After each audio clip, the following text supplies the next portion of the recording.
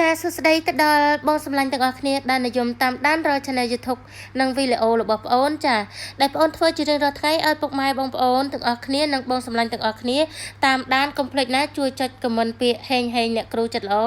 អឲ្យប្អូនម្នាក់មួយថ្ងៃហ្នឹងគឺអ្នកគ្រូមានច្បាស់ AB ណាគឺច្បាស់ខ្លាំង AB ឲ្យពុកម៉ែបងប្អូនតែមួយគ្រាប់បុកត្រង់ជាពិសេសគឺប៉ុស B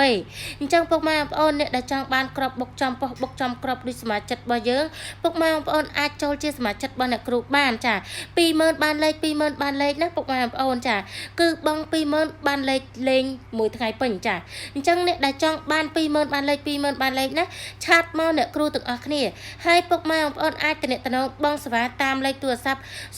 09គុត518 និង011298787ចាពុកម៉ែបងប្អូនអាចដាក់តាមវិនក៏បានតាមទ្រូក៏បានអេដរក Telegram របស់អ្នកគ្រូតាមលេខទូរស័ព្ទ2ខ្សែហ្នឹងក៏បានចា